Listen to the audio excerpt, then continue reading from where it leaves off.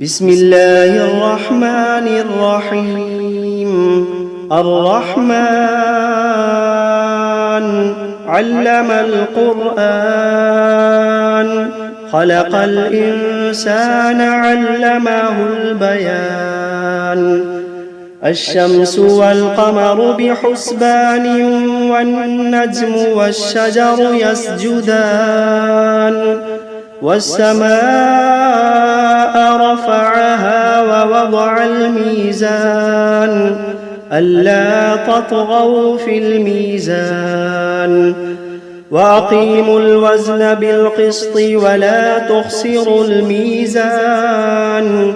والأرض وضعها للأنام، فيها فاكهة والنخل ذات الأكمام، والحب ذو العصف والريحان. فبأي آلاء ربكما تكذبان؟ خلق الإنسان من صلصال كالفخار، وخلق الجان من مارج من نار. فبأي آلاء ربكما تكذبان؟ رب المشرقين ورب المغربين. فبأي آلاء ربكما تكذبان؟ مرج البحرين يلتقيان، بينهما برزخ لا يبغيان. فبأي آلاء ربكما تكذبان؟ يخرج منهما اللؤلؤ والمرجان. فبأي آلاء ربكما تكذبان؟ وله الجوار المنشآت في البحر كالأعلام. فبأي آلاء ربكما تكذبان؟ كل من عليها فان، ويبقى وجه ربك ذو الجلال والإكرام. فبأي آلاء ربكما تكذبان؟ يسأله من في السماوات والأرض كل يوم هو في شأن. فبأي آلاء ربكما تكذبان؟ سنفرغ لكم أيها الثقلان. فبأي آلاء ربكما تكذبان؟ يا معشر الجن والإنس إن استطعتم أن تنفذوا من أقطار السماوات والأرض فانفذوا، لا تنفذون إلا بسلطان. فبأي آلاء ربكما تكذبان؟ يرسل عليكما شواظ من نار ونحاس فلا تنتصران. فبأي آلاء ربكما تكذبان؟ فإذا انشقت السماء فكانت وردة كالدهان. فبأي آلاء ربكما تكذبان؟ فيومئذ لا يسأل عن ذنبه إنس ولا جان. فبأي آلاء ربكما تكذبان؟ يعرف المجرمون بسيماهم فيؤخذ بالنواصي والأقدام. فبأي آلاء ربكما تكذبان؟ هذه جهنم التي يكذب بها المجرمون يطوفون بينها وبين حميم آن فبأي آلاء ربكما تكذبان ولمن خاف مقام ربه جنتان فبأي آلاء ربكما تكذبان ذواتا أفنان فبأي آلاء ربكما تكذبان فيهما عينان تجريان فبأي آلاء ربكما تكذبان فيهما من كل فاكهة زوجان فبأي آلاء ربكما تكذبان متكئين على فرش بطائنها من استبرق وجنى الجنتين دان فبأي آلاء ربكما تكذبان فيهن قاصرات الطرف لم يطمثهن إنس قبلهم ولا جان فبأي آلاء ربكما تكذبان كأنهن الياقوت والمرجان فبأي آلاء ربكما تكذبان هل جزاء الإحسان إلا الإحسان فبأي آلاء ربكما تكذبان ومن دونهما جنتان فبأي آلاء ربكما تكذبان مدهامتان فبأي آلاء ربكما تكذبان فيهما عينان نضاختان فبأي آلاء ربكما تكذبان فيهما فاكهة ونخل ورمان فبأي آلاء ربكما تكذبان فيهن خيرات حسان فبأي آلاء ربكما تكذبان حور مقصورات في الخيام فبأي آلاء ربكما تكذبان لم يطمثهن إنس قبلهم ولا جان فبأي آلاء ربكما تكذبان متكئين على رفرف خضر وعبقري حسان فبأي آلاء ربكما تكذبان تبارك اسم ربك ذي الجلال والإكرام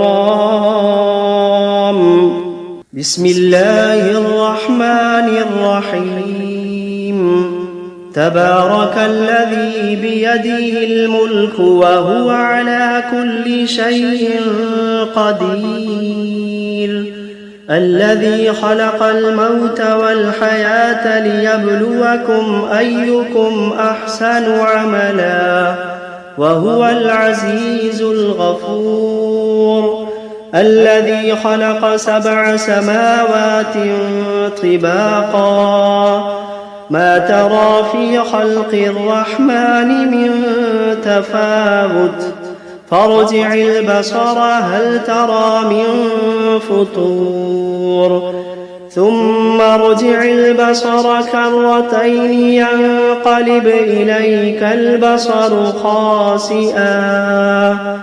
خاسئا وهو حسير ولقد زينا السماء الدنيا بمصابيح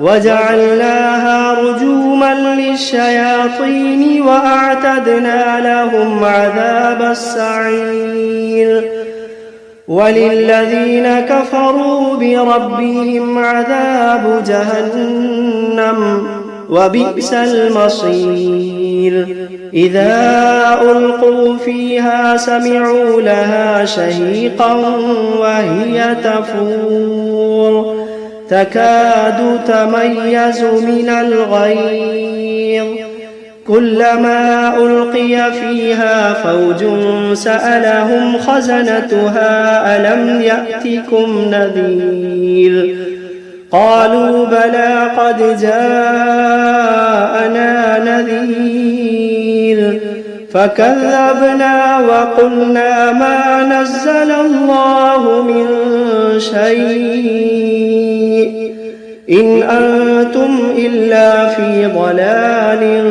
كبير وقالوا لو كنا نسمع أو نعقل ما كنا في أصحاب السعير فاعترفوا بذنبهم فسحقا لأصحاب السعير إن الذين يخشون ربهم بالغيب لهم مغفرة وأجر كبير وأسروا قولكم أو اجهروا به إنه عليم بذات الصدور ألا يعلم من خلق وهو اللطيف الخبير ألا يعلم من خلق وهو اللطيف الخبير هو الذي جعل لكم الأرض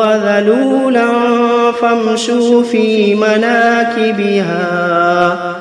فامشوا في مناكبها وكلوا من رزقه وإليه النشور أأمنتم من في السماء أن يخسف بكم الأرض فإذا هي تمور أم أمنتم من في السماء أن يرسل عليكم حاصبا فستعلمون كيف نذير ولقد كذب الذين من قبلهم فكيف كان نكير أولم يروا إلى الطير فوقهم صافات ويقبضن ما يمسكوهن إلا الرحمن إنه بكل شيء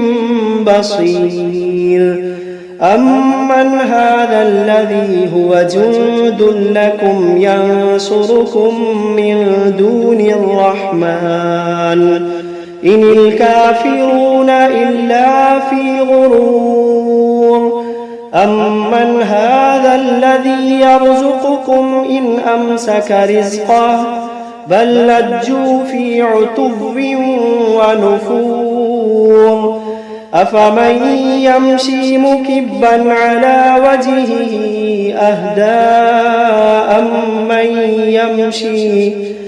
أمن يمشي سويا على صراط مستقيم قل هو الذي أنشأكم وجعل لكم السمع والأبصار والأفئدة قليلا ما تشكرون قل هو الذي ذرأكم في الأرض وإليه تحشرون ويقولون متى هذا الوعد إن كنتم صادقين قل إنما العلم عند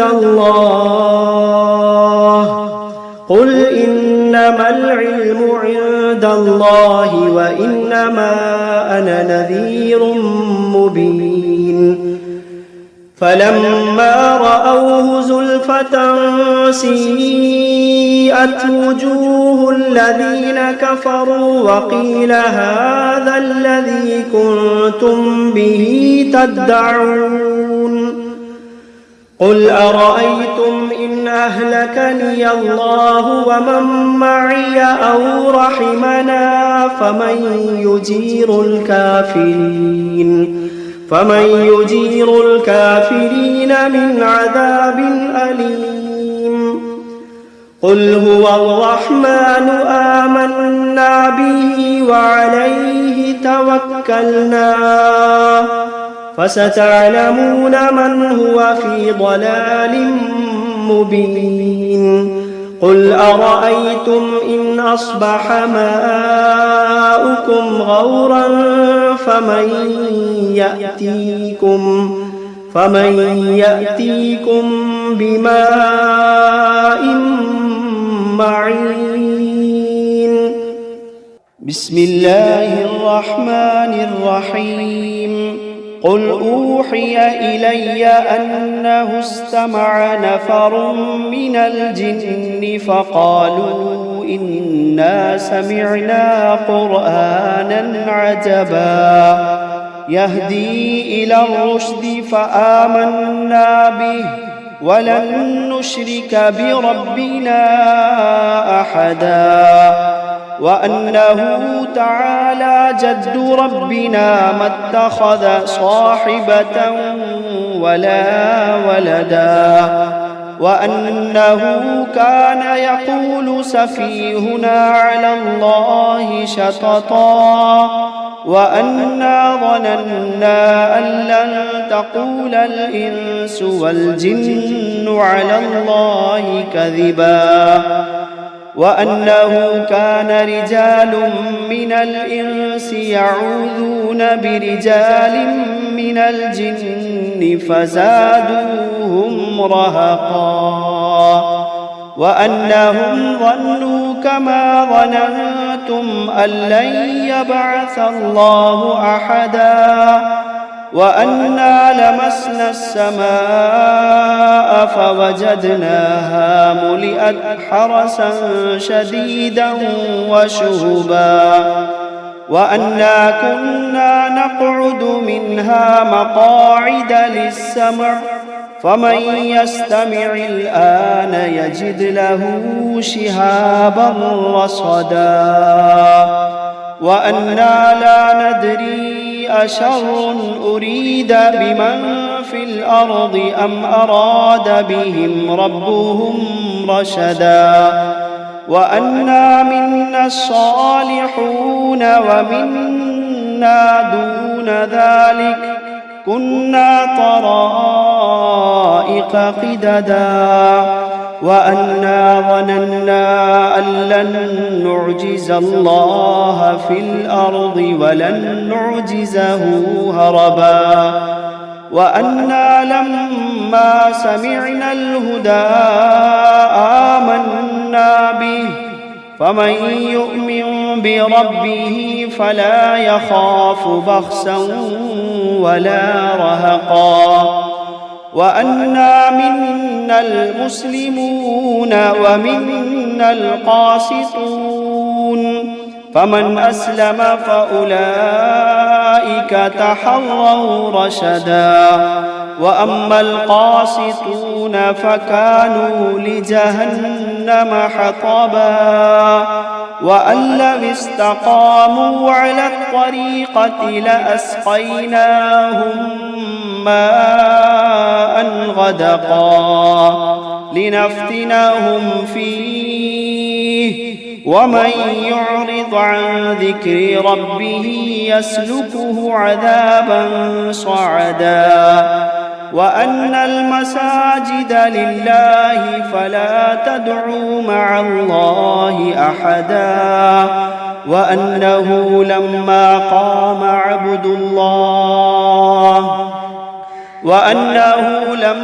قام عبد الله يدعوه كادوا يكونون عليه لبدا. قل إنما أدعو ربي ولا أشرك به أحدا. قل إني لا أملك لكم ضرا ولا رشدا. قل إني لا أملك لكم ضرا ولا رشدا. قل إني لن يجيرني من الله أحد. قل إني لن يجيرني من الله أحد ولن أجد من دونه ملتحدا إلا بلاغا من الله ورسالاته ومن يعص الله ورسوله فإن له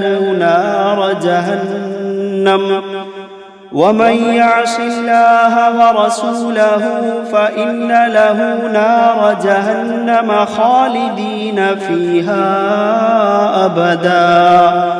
حتى إذا رأوا ما يوعدون فسيعلمون من أضعف ناصرا وأقل عددا.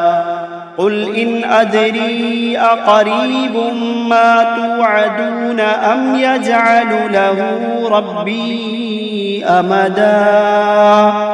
عالم الغيب فلا يظهر على غيبه أحدا إلا من ارتضى من رسول فإنه يسلك من بين يديه ومن خلفه رصدا ليعلم أن قد أبلغوا رسالات ربهم وأحاط بما لديهم وأحصى كل شيء عددا.